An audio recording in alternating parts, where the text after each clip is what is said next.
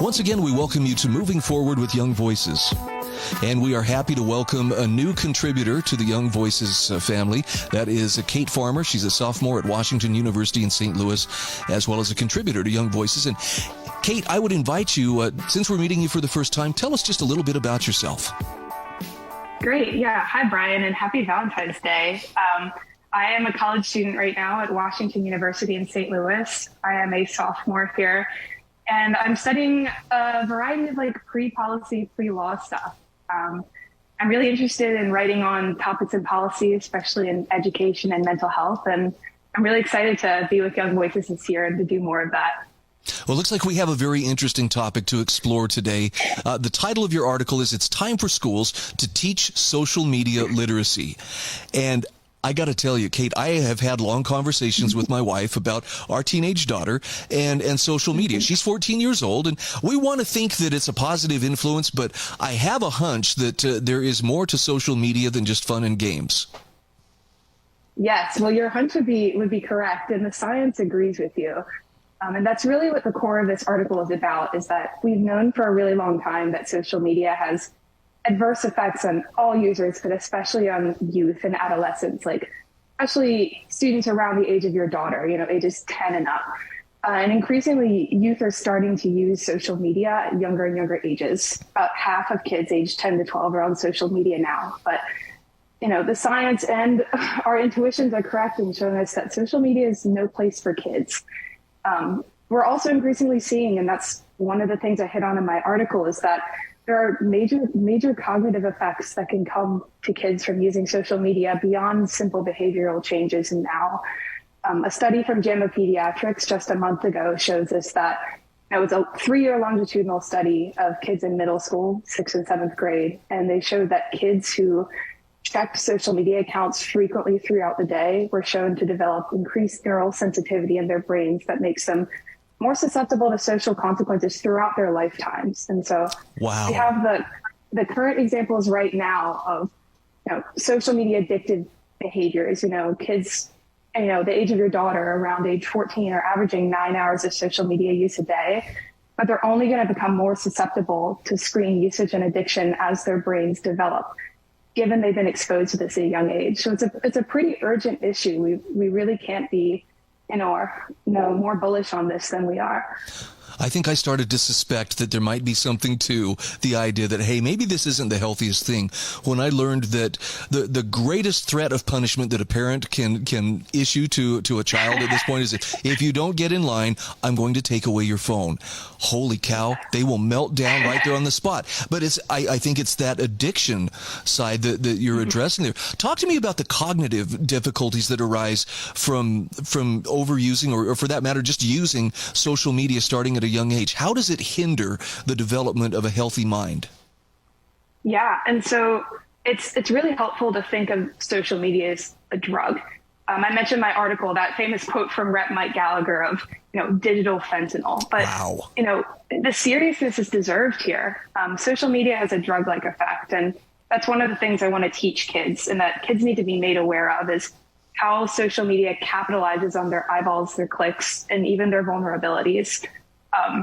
When you open a social media app, take Instagram, for example, you open up the app and there's a slew of posts, notifications, likes, there's reels. All of these miniature signals is triggering a point in your brain. It's giving you a small dopamine rush that's triggering your brain's pleasure center. It's going to give you that feedback loop of desiring more and more of that, that stimulant.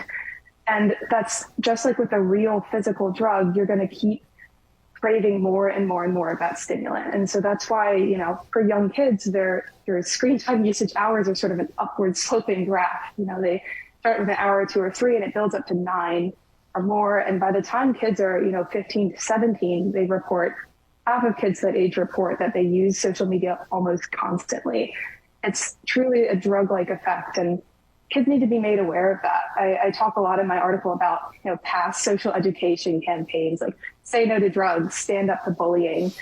And kids need to be made aware, just like with drugs and bullying, of the vices that they're being exposed to that they might not recognize. Sort of the unplug and unwind generation, I think, is the vocabulary I use. I know the article that you wrote refers to schools teaching social media literacy. It sounds like that's a responsibility that would also fall within a parent's stewardship. What are your thoughts on parents leading out? I mean, I wouldn't object to the schools helping them, but it seems like parents ought to be on the forefront of this.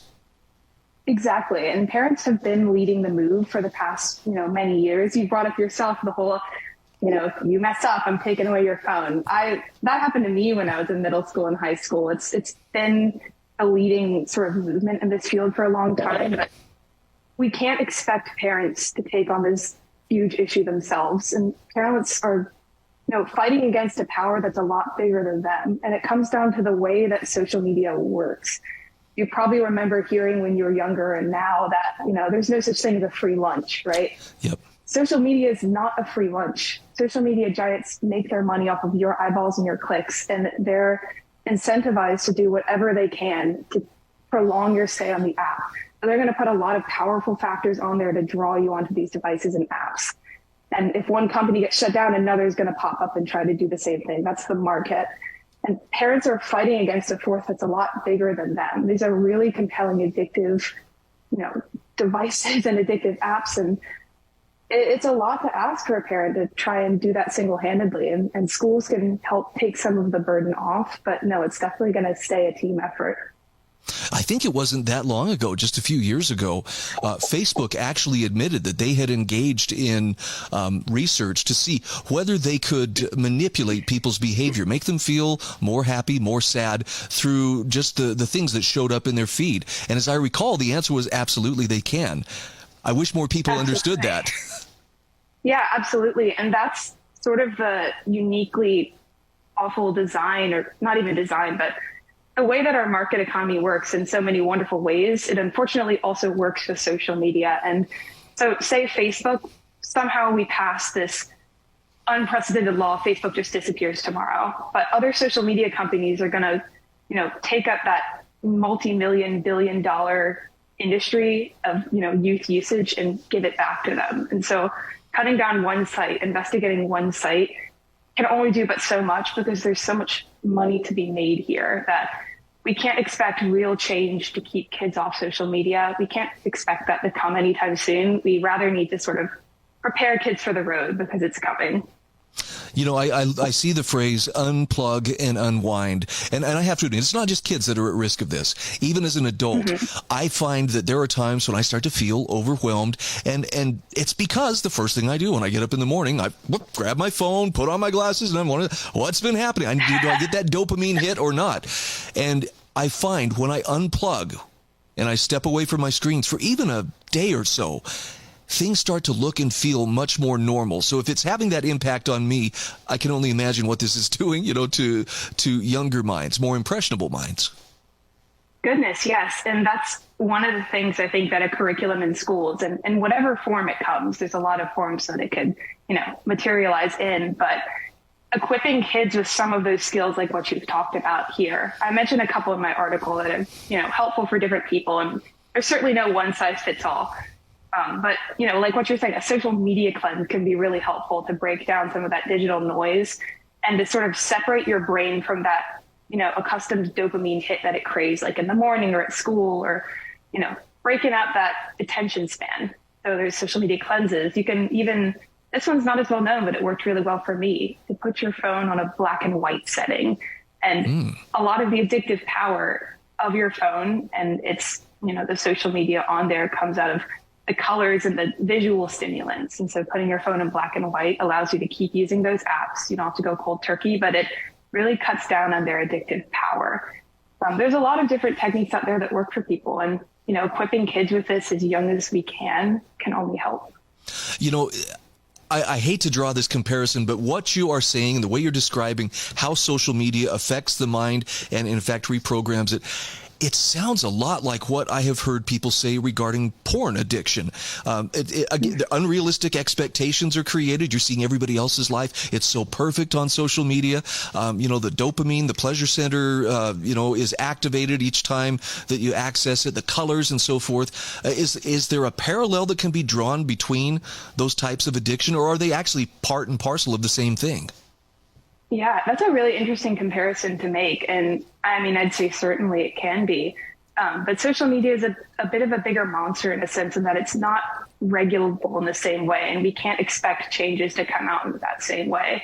Like there's been a lot of talk of the porn industry and, regulating that. But social media is here to stay. And it has a uniquely addictive power that you get in your daily life. Like when a girl comes home from middle school after that sensory overload that is all these relationships and people around her, it follows her home on her phone. Whereas at least porn is not something that's around you all day. Very true. Very true. Kate Farmer is our guest. Kate, where can people find your work? Where can they follow you on social media? Yeah, so you can follow me on Twitter at Kate S. Farmer, and you can also follow me on LinkedIn to see some more of what I'm writing.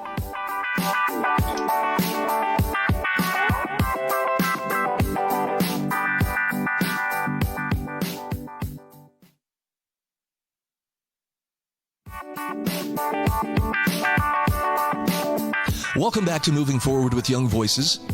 I'm happy to welcome April Liu to the show. This is her first appearance on Moving Forward with Young Voices. And April, I understand that you are a recent graduate from Mount Holyoke College, and you're also working with Libertas Institute as a research associate.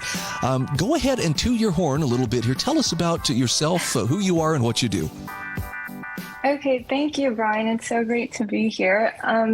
Well, I don't really have much to add. Viewers might find it interesting that I'm not from America. I'm actually from Canada. So the article that we're going to be talking about is a little outside of my comfort zone, as I'm not super familiar with American lawmaking or American government in general. My usual research specialization is within privacy, like data privacy, anything AI related, anything big tech related, I'm your person. So I'm really excited to talk FTC though.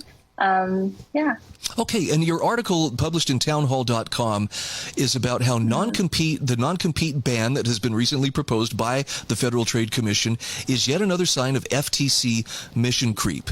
Now, I know no federal agency ever does anything except that they're considering, hey, we're doing you a favor by what we would like to do here. Let's talk about some of the reasons why they would like to ban non-compete clauses, and then we'll talk about who this would affect and why it may not be the best idea.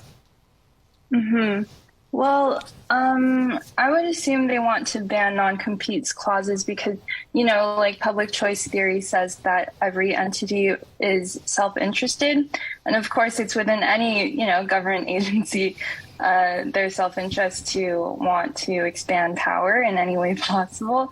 But on the broader scale, they do say that it would impact citizens in a good way.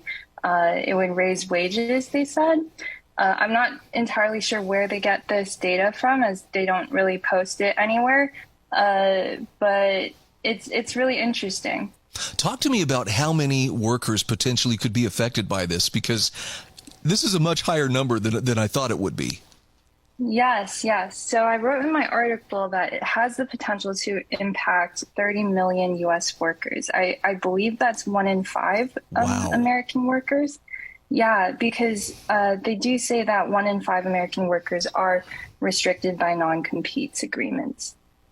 Now, so on the surface, they're saying, well, non-compete clauses, and I've worked in radio for many years, and these are kind of a standard thing, particularly when you get into a larger market where, salaries are multiple 6-figure salaries, sometimes 7-figure salaries. They don't want you being wooed away by a few dollars more across town and simply going to work for the competition and taking your audience with you. So I get why they ask people, please sign this no-compete clause, and then we'll pay you, this exorbitant amount of money. But there are a lot of other industries that this extends to.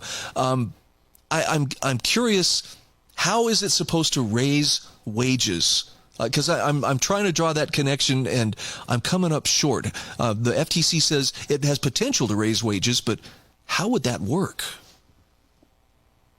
Bryan, I have to be honest with you. I have no idea because I did, try and do some digging and see if the FTC had anything to say, like any way of explaining how this would work. But as usual, given that they seem to have lack transparency, I couldn't find anything.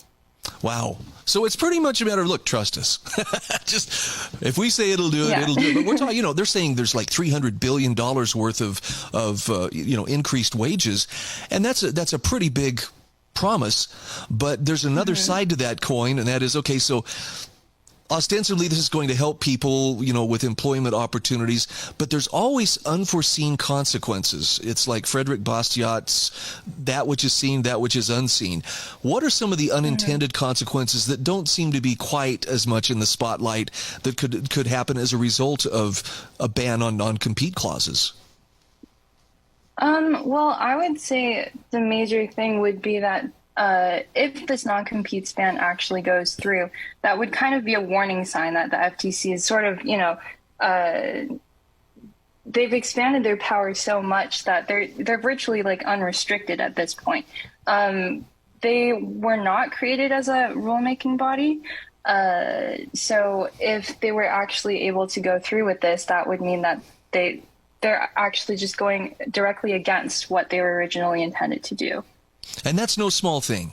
I mean, mission creep is kind of part of government, but in this case, when you have a non-rulemaking entity expanding itself to not only a rulemaking entity, but I'm assuming that this means that those rules would carry the force of law for businesses throughout the country. Yes. And they were only supposed to have been created to enforce rules, not make rules.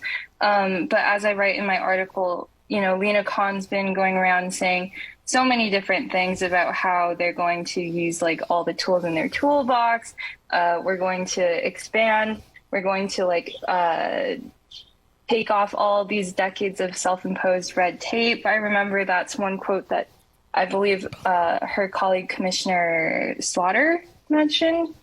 And that's the basic premise of what they're trying to do here with the non-compete ban. And now, just a couple of weeks ago, we had another Young Voices contributor talking a little bit about non-compete clauses, and he actually gave, I thought, a very solid defense of why those non-compete clauses actually are incentive to some employers to hire certain people. Because if you hire someone and you put hundreds of thousands, maybe even millions of dollars into tools and training for that person, you're putting a pretty significant investment in them, and that's incentive for them to stick around and not just basically take off and go set up shop on their own after you've put all that money into helping them become, a very valuable and profitable worker. And I have to admit that made a great deal of sense to me. Now, if I was let go from a radio station and had a no-compete clause, and I was like, okay, I got to hang my headphones up for the next 6 months or 2 years or however long it stipulates, that would seem like a very unfair thing. However, a lot of businesses aren't like radio, meaning, you can just plug somebody else in. To get somebody trained and schooled and equipped and ready to go, sometimes it takes a very significant investment. And I would see that non-compete clause being something that would protect them. Talk to me about... Bryan... Oh, sorry. Bryan, that does sound pretty convincing. I'm myself am relatively neutral on non-competes. I can definitely see why they would be good in some instances, bad in some other instances. But the main point here is that regardless of the effectiveness of non-competes, the FTC, it's not within their authority to be regulating this. And they're going to be regulating such a huge portion of the economy. And that's like no joke. They may also run into issues such as the major questions doctrine. I'm not sure if you're familiar with that. I'm not.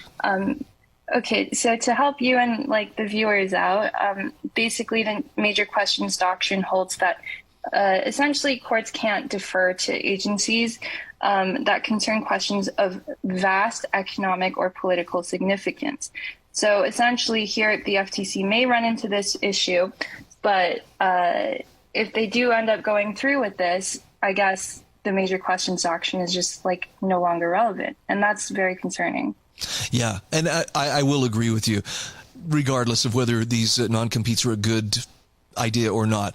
The thought of agencies essentially being able to slip off their leash and grow as big as they would like to grow, that's a much bigger problem, and probably sets the stage for other problems we have yet to recognize down the road.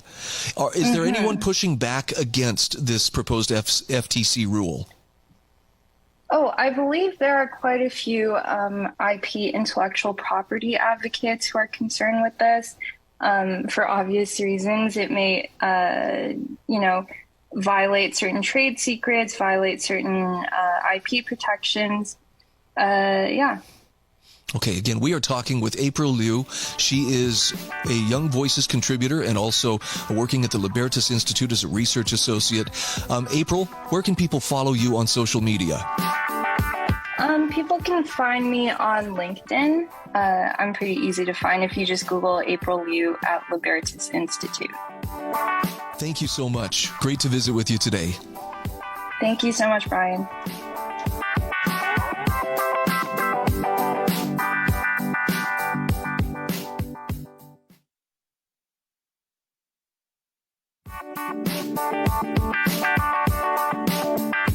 Welcome back to Moving Forward with Young Voices. Hey, I'm very happy to welcome back to the program Sarah Montalbano. She is the Education Policy Analyst at Alaska Policy Forum and Northwest Regional Leader with Young Voices. And Sarah, you're a familiar voice on this program. Welcome back. Thank you for having me. Looks like we've got a pretty weighty topic here, and I'm really excited to get your take on this. This is from the Wall Street Journal, and your title is "Let Alaska Develop Its Natural Resources." Now, I'm going to preface this by saying I was living in Utah when President Bill Clinton, back in 1996, designated the Grand Staircase Escalante National Monument and put off limits one of the biggest, richest seams of coal in the world. And I mean clean burning, low sulfur coal. And it limited a natural resource that could have provided energy and could have provided resources. And now I'm reading about Alaska likewise facing a lot of natural resources being placed off limits. Tell me about what's happened there. Yeah, there's been a flurry of activity from the Biden administration recently. The main topic of the piece is the Tongass National Forest. It is the largest remaining temperate rainforest in the world. There's actually no endangered species, but a lot of environmentalists think that there are in this forest. And as of January 27th, the Biden administration officially re-restricted logging and road building through reinstatement of the 2001 roadless rule. Alaska has petitioned many, many times to get a state-based exemption or a Tongass-based specific exemption to these rules. In 2020, the Trump administration finally got one. And all of this flip-flop back and forth means that there is no certainty for investors who might have wanted to capitalize on the small portion of the forest that was allowed to opened up to logging through this rule. So that's the crux of my piece, is that this is another example, and Alaska is really good for this, but in Utah too, about how the federal government does its best to make investments really uncertain in these kind of environmentally sensitive areas. Yeah, I mean, I still feel just a little bit chapped at the idea that people along the Potomac, many of whom are politically motivated, are making decisions that deeply affect people far, far away from them without what I would consider a real understanding of what's at stake there. Talk to me about the 2001 rule, the roadless rule. How did that come to be? What was the rationale behind it? Yeah, that's an interesting question. The roadless rule came about in the Tongass. It covers nationwide, so it covers 58 million acres of U.S. Forest Service lands. And that's about a third of America's national forests, about more than half of the Tongass's acreage. And a lot of this are in the 12 western states because we just have so much federal land. The roadless rule came about largely because of some environmental concerns about preserving this beauty. And in the Tongass in particular, there was already a lot of regulations starting to be promulgated. And In the 90s, the Forest Service canceled or modified most of their contracts to provide timber to sawmills. So that really killed the industry well before the roadless rule came into effect. Wow. I know that at some level there's the idea of, well, we have to do this because if we didn't, people would be motivated by money, and with dollar signs in their eyes, they'd go in there and they'd level the place. They'd strip it to the bare ground. Explain to me why it's in the interest of the people who actually live, in and around the Tongass National Forest not to do so. Yeah, there's about 70,000 people living in the Tongass National Forest's boundaries. Only about 400 jobs are currently in the timber industry in Southeast Alaska. The crux of my point here is that opening up this acreage would be good for education and environmental and scientific research as part of it. And then all of this is covered so well by other forest regulations. The U.S. Forest Service has a plan that it does not deviate from. It reviews this plan every few years. It didn't make any changes. I think the most recent for the Tongass was 2016. So it is so well covered by these other regulations. These projects are covered by the National Environmental Protection Act, where you have to file environmental impact statements that can take 5 years on average, up to a decade if you're talking about controversial Alaskan projects. So it really, the roadless rule ends up being more endless red tape for projects that are trying to be done in the Tongass, in that all of these issues, it's mostly the U.S. Forest Service that's going and doing these logging endeavors. So it ends up just being more red tape for their agency to deal with as well. I'm curious. Obviously, there's an environmental angle to why we just can't allow people to go in there and do this. And that's why they have these environmental impact statements and so forth. But why does it take so long? I mean, a decade? How could they not assess what needs to be assessed in a much shorter time frame? Or is that just the nature of the bureaucracy? I think it ends up being the nature of the bureaucracy here. The decade is from the Pebble Mine, which just recently got a final determination from the Environmental Protection Agency using a rather obscure portion of the Clean Water Act to shut that down. That has been... I remember in my childhood all these bumper stickers, say no to Pebble, and just this controversy. The Willow Project oil was found in 2017 on the site, and the Biden administration just recommended a scaled down version of it. And so these environmental impact statements have been getting longer, and the process takes longer. It takes a lot of pre-approval time and then some final determination time afterwards. So 5 years is actually kind of a conservative estimate. And then we're talking about just oodles more paperwork. It's just been increasing. And I would have to find the link that I referenced for this. But the pages are, up into the thousands of pages now. And that's for a standard project, not the super controversial ones. And then the last thing I will note is that these things are often really held up in litigation from national environmental groups.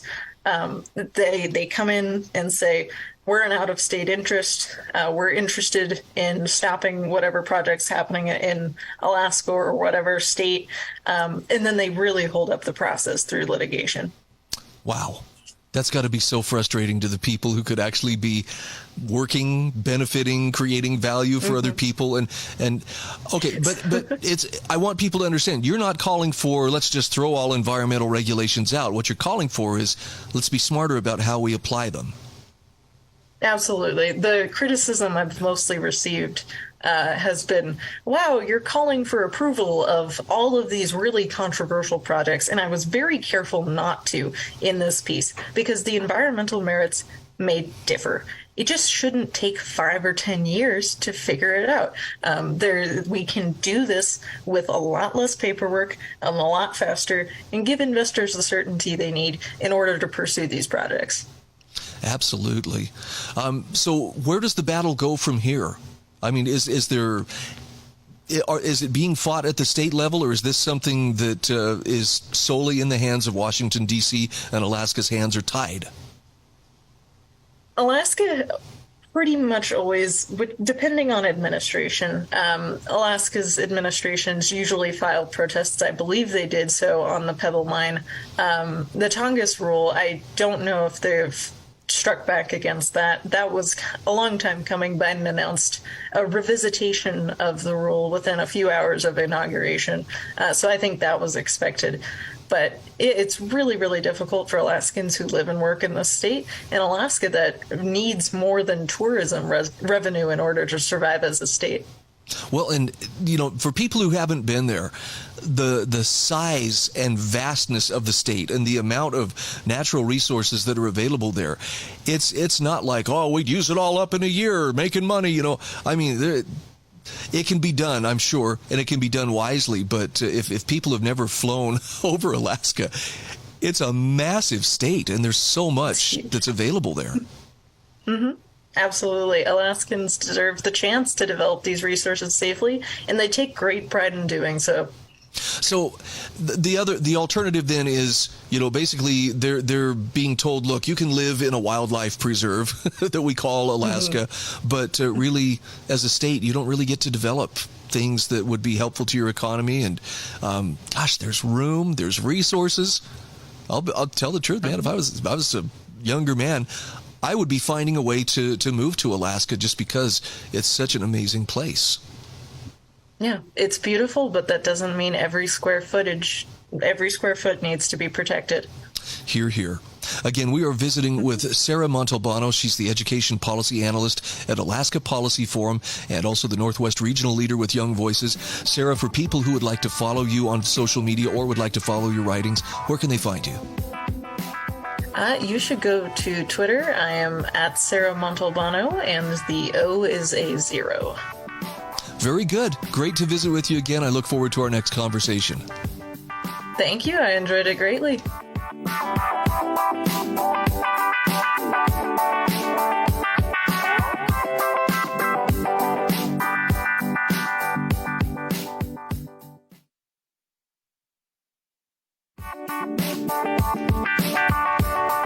Welcome back to Moving Forward with Young Voices. This is our fourth and final segment today, and we are happy to welcome a new contributor. His name is Luke Hogg. He's the Director of Outreach at Lincoln Network. And Luke, I'd love it if you would just tell us a little bit about yourself, who you are, and what you do. Sure. Well, I'm a kid born and raised in West Texas and came out to Washington, D.C., and now I work for the Lincoln Network, which is a think tank out here that focuses on tech and innovation policy and kind of the intersection between technology and what our government does with public policies. Well, I'm looking at an article that was published in the Deseret News. Tech legislation presents opportunity for Republican unity. And I have to admit, I really have not heard much about the TEAM Act. What can you tell me about this legislation and who's behind it? Sure. Well, the TEAM Act is a piece of legislation that's coming from Senator Mike Lee out of Utah, which makes sense why we wanted to publish this in Deseret and get people out there talking about it. And basically, there's been a lot of conversation recently or in recent years about how to deal with the tech behemoths, the really big tech companies. And the primary way that this has been approached is from antitrust law. So what we saw last year was there was a big bipartisan push behind a few different pieces of legislation that were pretty flawed, in my opinion, and apparently in the opinion of Congress, because they didn't get passed. And so what Senator Mike Lee has done with him and his staff is they've gone and looked at this from a much bigger perspective, and they put together the TEAM Act. So TEAM stands for Tougher Enforcement Against Monopolies, and essentially it's legislation that's aimed at trying to solve and plug some of the holes in our antitrust regime to kind of get at some of this anti-competitive behavior that we're seeing. So I have to ask you this, Luke. How good of an idea is it to get government involved in issues such as this one? I mean, I'm open to whatever positives, but it seems like I could see some drawbacks, too, of making government the arbiter of how big is too big. Sure, and I think that's the really big question that conservatives have to struggle with when we're talking about antitrust law specifically. But quite frankly, Brian, the fact of the matter is the government is already involved in these factors. What we've seen, in fact, if you go and look at what's happened over the past year or so, the Federal Trade Commission under Chair Lina Khan has been really, really aggressive at going after some of these big tech companies and really throwing mud at the wall and trying to see what sticks. And some of these lawsuits have succeeded, some of them haven't.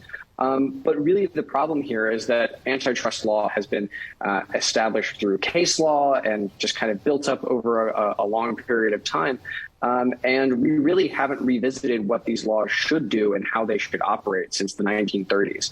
And so that's the kind of the point of the TEAM Act, and what Senator Mike Lee is trying to do is saying, well, this is a reality. This is something that the government does, but we haven't taken a good hard look at how the government does it in a very long time. So let's go in and try and rewrite some of these rules and make it fit more to the modern era. In your commentary in the Deseret News, you walk us through the three primary components of the TEAM Act. Would you mind just breaking those out for us and explaining, how they would help to solve some of the issues that we face with big tech? Sure. So the three big components is first, it includes what's called the One Agency Act. And this is a separate piece of legislation that Senator Lee has been working on for a long time. So essentially, at the federal level, antitrust is split between two agencies, the Federal Trade Commission and the Department of Justice. And it doesn't really make a whole lot of sense why that is. It's just kind of a relic of the past. And so the One Agency Act would essentially take a lot of that power away from the FTC and give it to the DOJ, putting all of antitrust into one agency, hence One Agency Act. The second big component of this is that it actually creates what's called a rebuttable presumption against mergers and acquisitions that would go above 33% of market share. And that's a whole lot of jargon to basically say that if two companies are merging and they're going to take a large control of a particular market, that the Federal Trade Commission goes ahead and assumes that this is going to be an anti-competitive merger. But the bright side of that is that the companies can come in and rebut that presumption, and they can prove to the Federal Trade Commission and the Department of Justice that this is in fact a good thing, a good merger, something that we should like and want. And that will help consumers. And then finally, this is the most important component, is that it actually codifies what's called the Consumer Welfare Standard. And this is something that's existed in case law for a very long time. And it essentially says that when federal agencies, when regulators are looking at mergers and acquisitions by companies, that what they are supposed to look at to determine whether it is anti-competitive or not is the impact on consumers. So if I can, it's weird and needs a little bit of unpacking. So part of the problem of what is going on now is there's an attempt to reframe antitrust law and talk about competition in an entirely new way. And they're talking about how mergers and acquisitions might impact labor markets, how they might impact the companies themselves. But fundamentally, the way that antitrust law is established in the United States is a positive look, as a positive view, because it really is talking about how this is going to impact consumers. Is it going to artificially raise prices? Is it going to decrease the amount of choice in the market for consumers? And so this codifies that and ensures that, as we go forward, that's the only thing that we're looking at, is how these things impact consumers. Interesting. Now, you mentioned in your article, this is also a chance for Republicans to actually have some unity. And let's talk a little bit about how that would help them now that they control the House of Representatives. Sure. Well, Brian, I'm sure you saw that the start of the year was a little bit hectic for the Republicans in the House of Representatives. It took us quite a while to elect a Speaker of the House. And it really showed this disunity that has been boiling up for a long time among Republicans specifically. So many of your viewers may remember the Tea Party movement back in 2009 and kind of this push against leadership and against the establishment, and says, no, we, the backbencher members, we, the people, right, really want to say in how legislation happens and how Congress operates. And over time, so in 2009, that was kind of the movement, and that movement is kind of making a comeback. And I think that's what we saw, early this year with the speakership race. So there's really a bunch of disunity among Republicans for various reasons, a lot of broken promises and talking out of both sides of their mouth. But the important thing here is that we really should be looking for opportunities to unite and to find unity. And talking about antitrust, talking about big tech, this is one area where there's not only unity, everyone agrees about the problem, right? I think everyone on both the right and the left generally agrees that there are issues with what some of these companies are doing. And what we have tended to disagree on is the solution to that problem. That's what we saw last year with the American Innovation Choice Online Act and a few other pieces of legislation that were pushed by Senator Amy Klobuchar. They were just flawed pieces of legislation. They were just badly written and would have had massive impact, outsized impact on these companies, and were very punitive as well. And so the TEAM Act specifically is an area where Republicans can come and unite not only behind a problem, but hopefully can unite behind a good solution. And, this is how democracy works. We can debate and we can talk about potential ways to make this bill better, but it's a fantastic framework from which we can unite and start to move forward and actually do some positive legislating in these 2 years. It sounds like there's quite a balance that has to be struck here. I don't think anybody would argue against the fact that there are some business practices that have made big tech pretty untrustworthy. I mean, there's a lot of things that are going on that I think need to be addressed. But at the same time, when you invite government in and say, would you please fix this, no matter how good the intentions, you could also see, unintentional things, stifling of innovation, micromanagement through regulatory, agencies and so forth.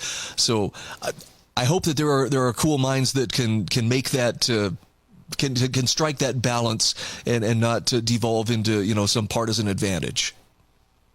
Well, certainly. I think, we 100% agree on that. And this is where you kind of get into the issue of that something, it seems like something is in the water, right? Something is in the air, something is going to happen.